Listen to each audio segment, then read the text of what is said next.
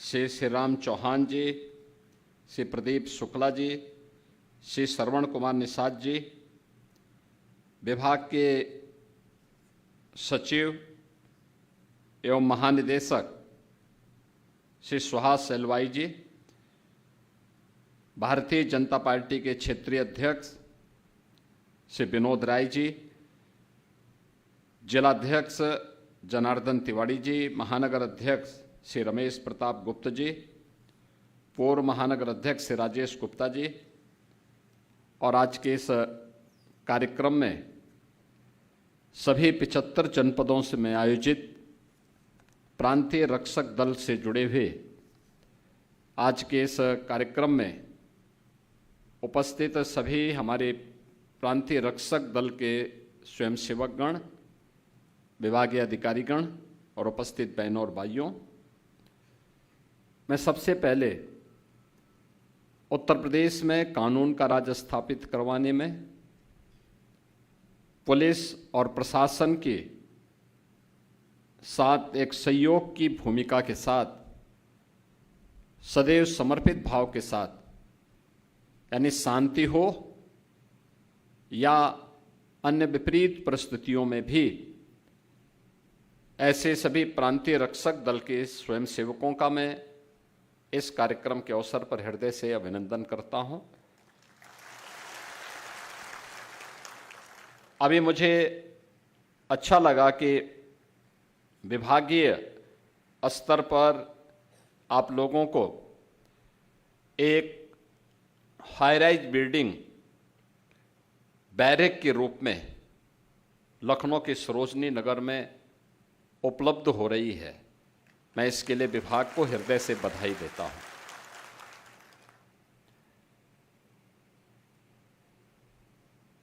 परिवर्तन ऐसे ही होता है।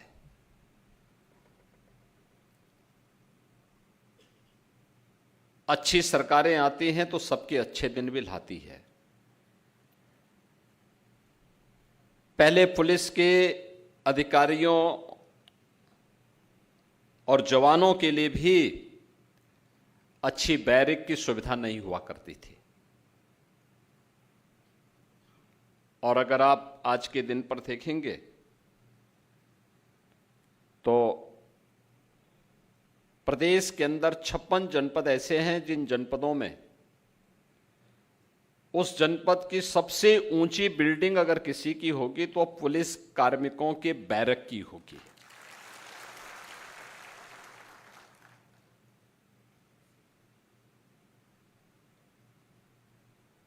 होमगार्ड के स्वयंसेवकों के लिए भी अब अच्छी अवस्थापना सुविधाओं का विकास हुआ है। अब प्रांतीय रक्षक दल थे, प्रांतीय रक्षक दल के लिए भी अब हाईराइज बैरक के निर्माण का कार्य लखनऊ में संपन्न हुआ है। ये चीजें दिखती हैं कि परिवर्तन केवल एक तबके के लिए नहीं है, हर एक तबके के लिए परिवर्तन और उसमें व्यापक सुधार आज दिखाई दे रहा है। मैं इस बैरक के लिए प्रांतीय रक्षक दल से जुड़े हुए सभी अधिकारियों को, स्वयंसेवकों को हृदय से बधाई देता हूं। आज हम सब आपके लिए एक विशेष प्रयोजन से आए हैं। मुख्यमंत्री कैशलेस की सुविधा 31,000 से अधिक जो प्रांतीय रक्षक दल के स्वयंसेवक हैं, इन सबको उपलब्ध करवाने के लिए ये प्रांतीय रक्षक दल कैशलेस सुविधा का मतलब किसी भी सरकारी और सरकार के द्वारा इम्पैनल्ड हॉस्पिटल में 5 लाख रुपए की स्वास्थ्य की फ्री में सुविधा अब आपको भी प्राप्त हो जाएगी। हर वर्ष होगी, ऐसा नहीं कि एक ही बार, हर वर्ष इसमें सरकार की ओर से आपको ये सुविधा उपलब्ध करवाई जा रही है क्योंकि आपने जिस अनुशासन के साथ, जिस समर्पण के साथ और जिस सेवा भाव के साथ अपने कार्यों को प्रदेश के अंदर देकर के प्रदेश की प्रगति में, प्रदेश के आयोजनों को सफलतापूर्वक संपन्न करने में, बाढ़ हो या सूखा, महाकुंभ हो या दीपोत्सव का आयोजन, देव दीपावली हो या फिर रंगोत्सव का, बरसाना का कार्यक्रम, इन सभी आयोजनों में शांति काल में ट्रैफिक की व्यवस्था का संचालन करने का कार्य हो या फिर राजस्व से जुड़े हुए मामलों में प्रशासन और पुलिस का सहयोग करने के लिए हर एक स्तर पर जहां भी लगा दिया, चुनाव की ड्यूटी हो या फिर किसी अन्य सामान्य प्रयोजन से, इन सभी कार्यक्रमों में एक साथ जुड़ करके, लग करके प्रांतीय रक्षक दल ने अपनी जो सेवाएं प्रदान की हैं, उन सेवाओं के प्रति उनको धन्यवाद देते हुए आज राज्य शासन की ओर से आपको 5 लाख रुपए की प्रतिवर्ष स्वास्थ्य बीमा का कवर उपलब्ध करवाया जा रहा है। और किसी भी सरकारी इम्पैनल्ड हॉस्पिटल में आप जाकर के, निजी क्षेत्र के इम्पैनल्ड हॉस्पिटल में जाकर के आप अपने परिवार का भी उपचार उस 5 लाख रुपए में करवाने के लिए स्वतंत्र होंगे। इसके लिए उत्तर प्रदेश सरकार ने सुविधा आज आप सभी 31,000 स्वयंसेवकों को प्रदान किया है।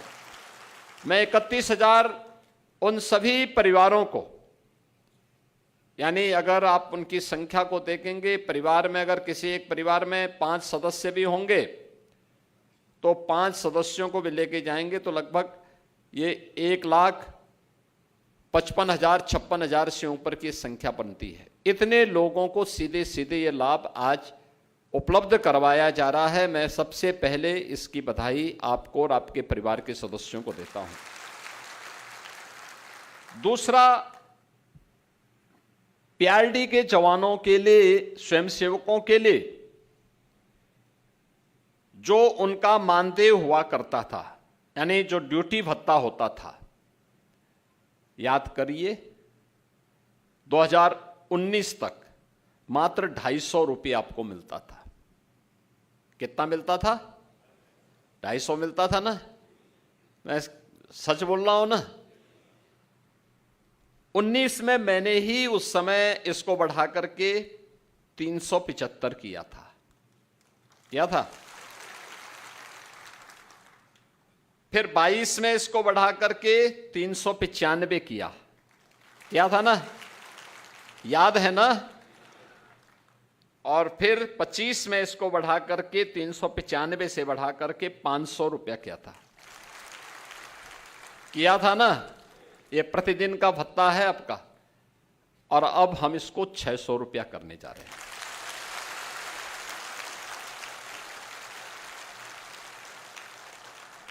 देखिए, आप कार्य करेंगे तो इसके परिणाम भी आएंगे। पहले आपको ड्यूटी नहीं मिलती थी,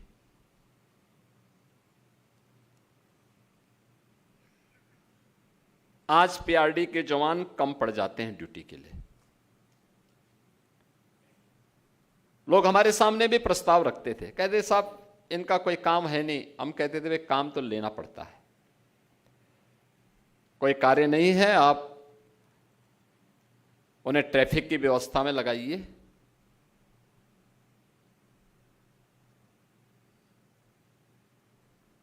उन्हें मेट्रो की सुरक्षा का दायित्व भी दीजिए, एयरपोर्ट की सुरक्षा का दायित्व भी दीजिए, विभिन्न कार्यालयों की सुरक्षा की व्यवस्था का दायित्व भी दे दीजिए।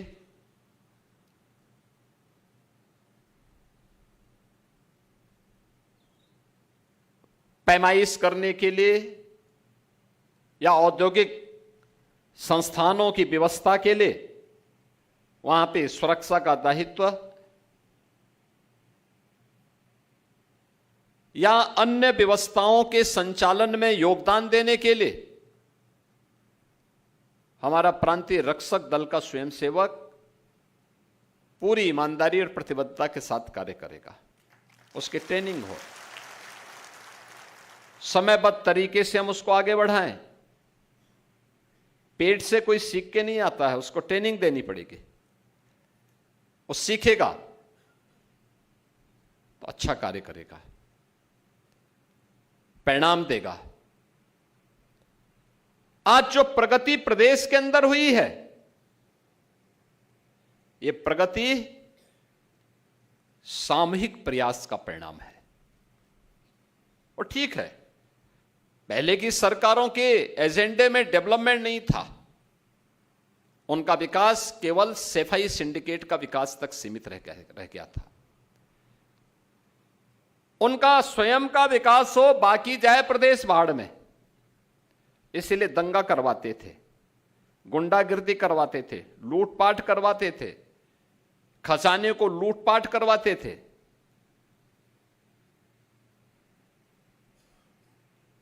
जब समग्रता के साथ कोई सरकार सोचती है, सर्वसमावेशी विकास की बात करती है,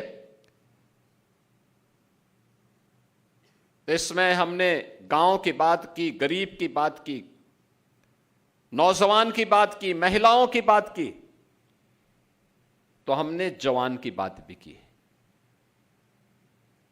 अगर युवा का कल्याण भी होना है, महिलाओं के उत्थान के लिए भी कार्य करना है, अन्नदाता किसानों की खुशहाली के लिए कार्य करना है, गरीब को शासन की योजना का लाभ पहुंचाना है, तो हमें सरकारी कर्मचारियों को भी, अपने जवानों को भी भरपूर सम्मान भी देना पड़ेगा, उनको संरक्षण भी देना पड़ेगा और हर प्रकार की सुविधाओं से उन्हें आच्छादित भी करना पड़ेगा। आज जब सबने मिलकर के प्रयास किया तो परिवर्तन भी हुआ है। परिवर्तन कैसे होता है आप सोचो ना, यही तो प्रदेश है जहां रोज दंगे होते थे, रोज दंगे, कर्फ्यू, ना बेटी सुरक्षित थी, ना व्यापारी सुरक्षित था, ना आवागमन के साधन थे, अव्यवस्था चारों ओर थी। याद रखना, जो लोग आज आरोप प्रत्यारोप कर रहे हैं, आरोप प्रत्यारोप वही लोग करते हैं जिनको जब मौका मिलता है, जब कर नहीं पाते हैं, और दूसरा जब कोई व्यक्ति परिणाम दे देता है तो उनको सबसे ज्यादा बुरा लगता है कि हम कर नहीं पाए, ये कैसे कर दिए। और उनकी परेशानी वही है, वही उनकी परेशानी है। वे कर नहीं सकते थे, अक्षम थे, भ्रष्ट थे, माफिया के सामने घुटने टेकते थे। प्रदेश में हर प्रकार के माफिया को प्रश्रय देकर के प्रदेश, उत्तर प्रदेश जैसा समृद्ध राज्य को उन्होंने बीमारू राज्य बना दिया। क्या नहीं है था उत्तर प्रदेश में? सब कुछ तो था यहां पे। दुनिया की सबसे उर्वरा भूमि, सबसे अच्छी ऊर्जावान युवा शक्ति, सबसे अच्छे प्रगतिशील किसान, पढ़ी लिखी बेटी, अच्छे व्यापारी,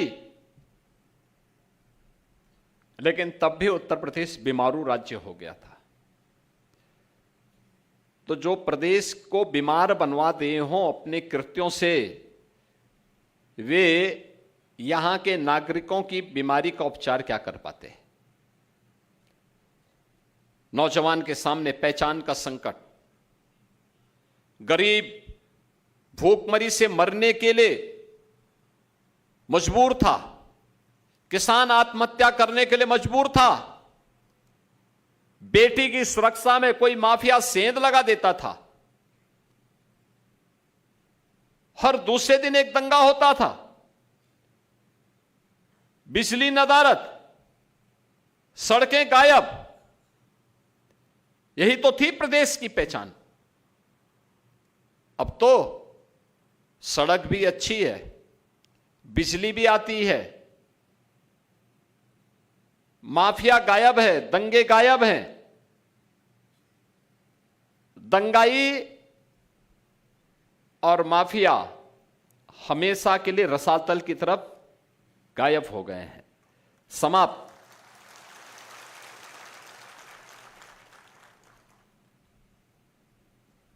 आज उत्तर प्रदेश बीमारू राज्य नहीं है, भारत की अर्थव्यवस्था का एक ग्रोथ इंजन बनकर के उभरा है।